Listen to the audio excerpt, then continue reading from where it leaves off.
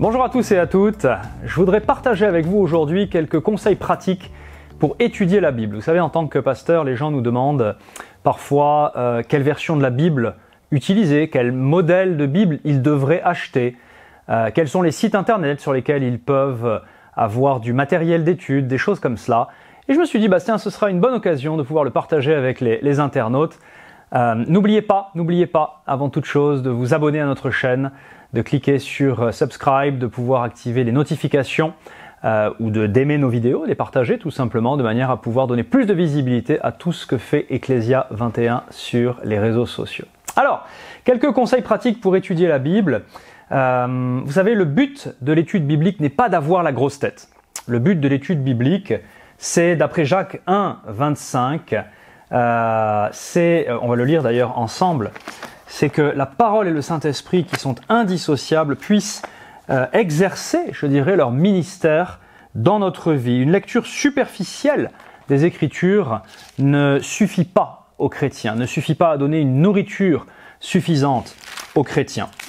Il est nécessaire à un moment donné de se pencher, de se plonger dans les Écritures. Et Jacques 1, 25 nous dit « Celui qui aura plongé les regards dans la loi parfaite, la loi de la liberté, et qui aura persévéré ». Donc il faut plonger les regards dans la loi parfaite, la loi de la liberté, et qui aura persévéré, n'étant pas un auditeur oublieux, mais se mettant à l'œuvre. Celui-là sera heureux, c'est-à-dire béni, c'est le même mot, dans son activité. Donc on a plein de choses ici, mais on voit que chacun est invité à passer du temps dans les Écritures pour les étudier. Et quel privilège! Quel privilège de pouvoir exercer son libre examen, comme on dit. Vous savez, le grand principe sola scriptura, l'écriture seule. Eh bien, en tant que chrétien, c'est un privilège. Ça n'a pas toujours été le cas. Il faut l'utiliser, ce privilège. Alors, quelques conseils pratiques. Je vais vous donner avant tout une phrase que j'ai entendue de mon pasteur et elle me restera à vie. Elle m'a dit, tu sais, on n'étudie pas parce que l'on doit prêcher, mais on prêche parce que l'on a étudié. Donc, il ne s'agit pas de bachoter, mais il s'agit de se nourrir régulièrement de la parole de Dieu en profondeur. Et alors, on a quelque chose à dire, on a quelque chose à partager avec notre génération. Évidemment, les sujets sont vastes, les outils le sont tout autant. Vous avez l'histoire de la Bible, vous avez l'exégèse biblique, une étude approfondie, critique des textes. Vous avez l'herméneutique, c'est-à-dire comment interpréter les Écritures. Vous avez la théologie biblique, vous avez la christologie, c'est-à-dire l'étude centrée sur la personne de Christ, sa vie, sa mission, sa nature, sa relation avec Dieu et l'humanité. La pneumatologie, c'est-à-dire tout ce qui concerne le Saint-Esprit. La sotériologie, qui est l'étude du salut. Alors ces mots peuvent paraître un peu savants, en vérité ils sont simples. Ils veulent simplement dire qu'il y a tellement de sujets différents que l'on peut, que l'on doit étudier dans les Écritures lorsque l'on veut faire une étude qui est thématique, qui est par thème, par sujet. L'ecclésiologie, les nombreux aspects de l'Église, l'apologétique, qui est la défense rationnelle et argumentée de la foi chrétienne, l'eschatologie chrétienne, étude de la fin des temps, tout ce qui va concerner Israël, tout ce qui va concerner les démons, les anges, bref, c'est quasiment infini, j'exagère à peine, mais vous avez bien compris qu'on peut étudier les Écritures par thème, et dans ces conditions-là, eh bien, vous allez avoir une lecture qui est, je dirais, transversale des Écritures. Vous allez dire, tiens, je vais étudier tout ce qui concerne le Saint-Esprit dans l'Ancien Testament et dans le Nouveau Testament. Tout ne concerne pas le Saint-Esprit. Donc, il va vous falloir peut-être une concordance biblique, c'est-à-dire une sorte de dictionnaire de référence avec chaque mot par ordre alphabétique, les grands thèmes clés, et puis la liste des versets qui est en dessous et qui va vous aider à dire tiens, tu devrais lire ça, ça, ça, ça, ça. Vous avez également des Bibles qui sont fournies avec des parallèles, avec des références, et vous allez pouvoir sauter d'un verset à l'autre, d'un passage à l'autre, pour suivre le même thème dans les Écritures. Vous allez avoir également la possibilité, bien sûr, de regarder sur Internet en étudiant un mot, un verset, et puis vous prenez tel mot, vous cliquez dessus, et là c'est très pratique, puisque vous allez avoir une concordance biblique, mais en ligne, où tous les versets qui emploient ce mot, évidemment ce mot hébreu pour l'Ancien Testament ou araméen, grec pour le Nouveau Testament, tous ces versets-là vous sont listés. et c'est très utile pour pouvoir, je vais vous donner quelques références ensuite bien sûr, qui sont loin d'être exhaustives, et vous allez pouvoir faire votre étude thématique de la sorte, de manière à pouvoir vous construire votre propre doctrine biblique, vos propres convictions d'après les Écritures.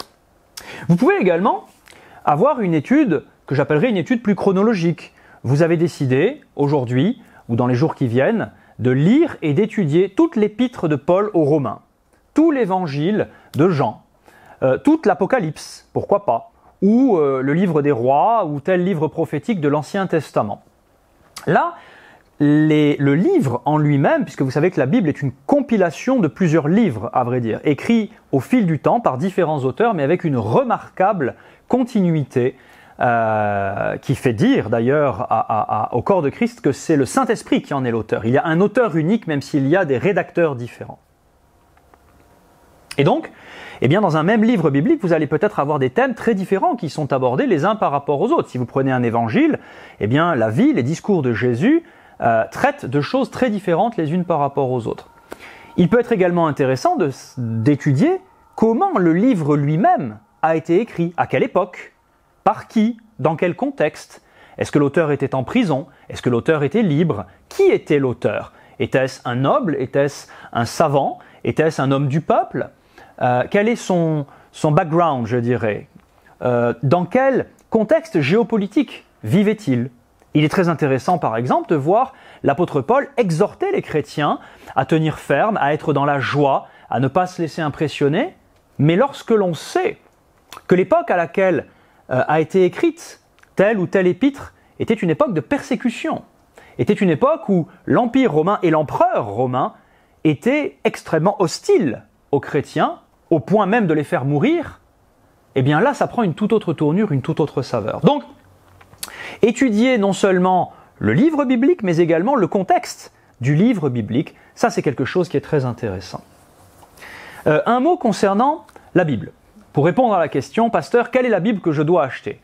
À vrai dire, il y a une Bible, mais il y a des Bibles. Parce que, en hébreu, Ancien Testament, ou araméen, en grec, Nouveau Testament, il n'y a qu'un seul texte biblique et c'est lui qui est inspiré par le Saint-Esprit. Néanmoins, il existe au fil des siècles différentes traductions, bien sûr dans différentes langues, en ce qui nous concerne le français.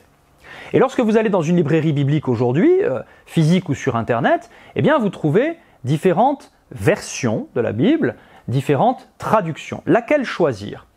À partir du moment où elles sont toutes vendues, je dirais, dans une librairie biblique de qualité, eh bien vous allez avoir des traductions qui sont fiables les unes par rapport aux autres. Toutefois, certaines traductions se veulent plus modernes, dans un français plus accessible, et on les recommande généralement aux personnes qui découvrent la lecture de la Bible. Il est rébarbatif de lire une version française qui date peut-être d'il y a 1 siècle, 2 siècles, voire plus, pour un nouveau converti, un nouveau chrétien. Alors dans ces conditions, on va avoir tendance à recommander à ce nouveau chrétien la version Semeur, la version Parole vivante pour le Nouveau Testament, la version Nouvelle Français courant, pourquoi pas, Parole de vie. Ce sont des versions, des traductions qui sont beaucoup plus modernes, sans pour autant être fausses sur le plan théologique ou doctrinal. Mais il existe des traductions qui s'attachent à plus de précision, à essayer de transcrire au mieux, je dirais au plus près, ce qu'a voulu dire tel auteur hébreu, ou en tout cas de l'Ancien Testament, ou bien tel auteur du Nouveau Testament. Et dans ces conditions-là, eh bien, on peut avoir des traductions comme la Darby, qui se veut très fidèle, mais qui peut être moins agréable à lire pour celui qui fait connaissance avec les Écritures.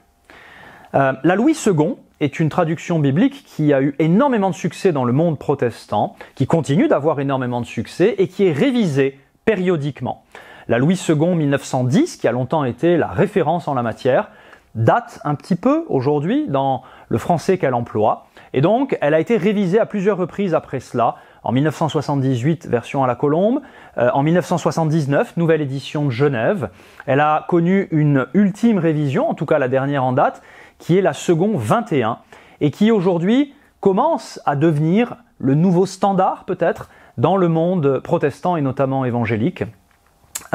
Cette seconde 21 se veut un bon équilibre entre un français relativement contemporain, même assez contemporain, et un respect du texte originel.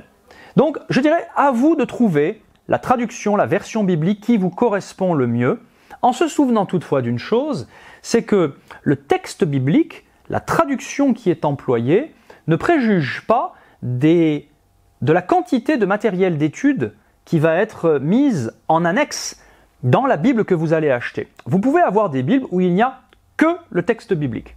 Pas un mot d'accompagnement, pas une note d'explication. Et là, ça va être à vous, je dirais, une fois que vous avez le texte sous la main, de l'étudier avec d'autres sources. Mais vous avez également de nombreux éditeurs, ou plusieurs éditeurs du moins, qui non seulement publient telle ou telle traduction du texte biblique, mais y ajoutent tout un tas de notes d'études, notes de bas de page, cartes, atlas, suppléments archéologiques, concordances, explications contextuelles, etc., qui font de la Bible un véritable outil d'étude. Évidemment, plus les notes sont nombreuses, plus la Bible est volumineuse, et donc ce n'est pas forcément le genre de Bible que vous allez vouloir emmener à l'église le dimanche matin. Mais c'est la Bible qui serait utile d'avoir chez vous, de manière à pouvoir étudier par vous-même, avec une version peut-être plus courte, plus compacte, pour emmener à l'église ou en déplacement. Donc à vous de voir là où les Bibles qu'il vous faut selon ce que vous souhaitez faire. Trouvez la bonne traduction, c'est la première chose à faire. N'hésitez pas à demander conseil à votre libraire biblique ou peut-être à votre comptoir d'église. Et ensuite, une fois que vous avez trouvé la traduction qui vous plaît, voyez en quelle édition elle est proposée, plus ou moins volumineuse, avec plus ou moins de matériel d'étude. Personnellement, j'aime bien utiliser la Bible Thompson, qui est alors celle que j'utilise, c'est la version à la colombe, donc second fin des années 70, mais elle existe aujourd'hui en version second 21, et donc vous allez avoir non seulement la traduction biblique, mais également tout un tas de matériel d'étude. Mais je sais que la version Summer existe également avec de belles notes. J'ai également à la maison les commentaires de Scofield qui sont très intéressants. Donc, toutes les traductions n'existent pas dans toutes les versions d'études. Et c'est là où ça devient parfois un peu compliqué, ou en tout cas un petit challenge de trouver quelque chose qui nous satisfasse. Une fois encore, je ne pense pas qu'il y ait une Bible qui soit, ou une version, ou une édition qui soit parfaite et qui satisfasse tout le monde. Il faut utiliser différents outils. D'ailleurs, lorsque j'étudie les Écritures, j'ai souvent plusieurs versions de la Bible que j'utilise pour pouvoir comparer les différentes traductions d'un même verset de manière à bien comprendre la pensée de l'auteur originel et puis les différentes sensibilités de traduction qui vont nous éclairer sur les facettes d'une vérité biblique ou d'un propos biblique. Donc c'est très intéressant de pouvoir comparer. Pour cela, vous pouvez avoir différentes Bibles papier ouvertes devant vous, mais vous pouvez également consulter des sites internet qui vont vous permettre de comparer différentes versions d'un même passage, d'un même verset. Je cite, mais il n'y a pas que, bien entendu, l'application Bible Strong, qui est très utile. Vous avez également le site EMCI qui propose la Bible en ligne avec la concordance Strong. Strong étant un érudit qui est très utilisé aujourd'hui pour connaître l'étymologie des mots qui sont traduits en français dans notre langue et de voir dans quel cas de figure ils sont utilisés à tel ou tel endroit de la Bible. Vous avez également l'application Top Bible qui vous permet de comparer différentes traductions, etc. etc. Donc à vous, et je n'en donne que quelques-unes ici, il en existe bien d'autres. À vous de voir quelle est la traduction qui vous parle le plus. Mais lorsque vous étudiez, il est bon de comparer plusieurs traductions, pourquoi pas également des traductions étrangères. Après tout, la France n'a pas le monopole de la vérité biblique, et n'hésitez pas à regarder comment les Anglais, ou peut-être les Italiens, ou les Espagnols, ou les Allemands, ou d'autres langues que vous connaissez, traduisent tel ou tel passage biblique. Et il y a souvent des variantes, ou des facettes, des subtilités qui sont très très intéressantes. Alors, un autre conseil que je souhaiterais vous donner, un autre conseil pratique, bien sûr, donc, c'est d'avoir votre Bible favorite, une Bible d'étude, puis si vous souhaitez étudier la Bible. Mais si vous êtes un nouveau chrétien et que vous dites, moi je veux lire la Bible tout simplement, alors reprenez les versions que je vous ai indiquées tout à l'heure, restez sur quelque chose de simple qui va vous donner le goût de la lecture biblique. Dans un premier temps, si vous êtes nouveau chrétien, ou si vous redécouvrez la lecture biblique, je vous encourage à passer du temps dans les Écritures en appréciant ce moment de lecture. Parce que non seulement c'est un moment de lecture, mais ça doit être ensuite un moment de réflexion, de méditation, d'approfondissement, d'introspection par rapport au passage que vous venez de lire. Et donc le but, c'est d'éviter que vous soyez très rapidement dégoûté par une version rébarbative qui ne vous donne pas envie de lire la Bible. Mais lorsque vous allez vouloir approfondir et plonger dans les Écritures, plonger vos regards dans la loi parfaite, c'est là que différentes versions vont vous être utiles et différents outils.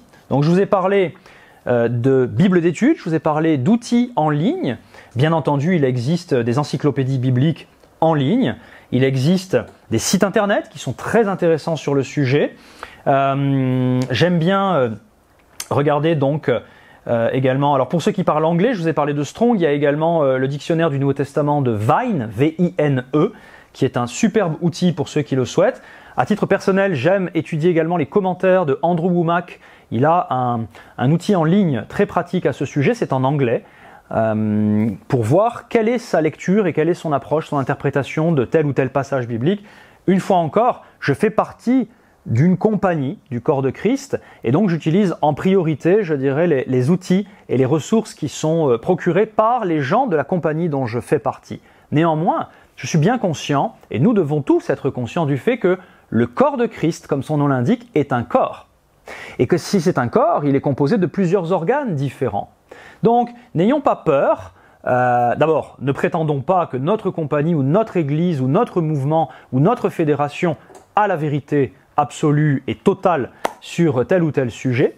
Mais également, je dirais qu'il est bon, une fois qu'on a étudié en priorité, du moins c'est ce que je fais, les auteurs de ma compagnie, pourquoi pas d'aller écouter sur Internet ou lire ce que peut avoir à dire quelqu'un d'une autre compagnie. Néanmoins, je le précise, ou je le répète, je commence par lire la Bible.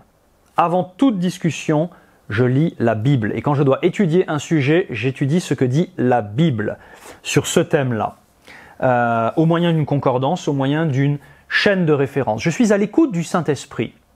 Lorsque je lis un passage biblique, au fur et à mesure, des jours qui passent, des mois qui passent, des années qui passent, ma bibliothèque, je dirais, de versets intérieurs s'enrichit. Et donc, en lisant un passage, il est fréquent que le Saint-Esprit dise « Tiens, ce mot est employé dans tel autre passage » ou « Tiens, est-ce que ça ne te rappelle pas tel autre verset ?» Et donc, je vais moi-même aller parcourir de verset en verset pour faire des liens, des corrélations, je dirais, entre tel ou tel passage biblique. Une fois que j'ai lu ma Bible, je vais lire les notes de ma Bible d'études. Ensuite, je vais lire des auteurs que je connais, que je reconnais, comme ceux de ma compagnie, pour savoir ce qu'ils peuvent avoir à dire sur le sujet.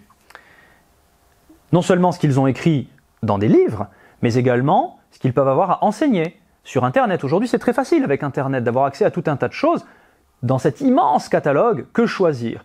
Choisissez, en tout cas moi c'est ce que je fais, je choisis en priorité ceux en qui j'ai confiance, ceux que je connais. Et j'écoute ce qu'ils peuvent avoir à dire sur ce sujet-là, je l'étudie. Mais une fois encore, le corps de Christ, il est divers, il est complémentaire. Je vais donc en ligne, chercher des enseignements de ces mêmes auteurs, utiliser leurs outils en ligne. Et puis, une fois que cela est fait, je vais, si le cœur m'en dit, élargir ma recherche à d'autres compagnies, d'autres auteurs, toutefois pas n'importe qui. Il est clair qu'aujourd'hui sur Internet, vous avez à boire et à manger et il faut sélectionner scrupuleusement les gens à qui vous allez accorder votre temps et votre attention. Parce qu'un mauvais enseignement, c'est du poison. Et ça peut avoir des conséquences dramatiques dans votre vie. Donc, je vous encourage à élargir à des gens qui ne sont pas forcément de votre cercle, mais en tout cas qui sont connus et reconnus comme des gens sérieux dans le corps de Christ.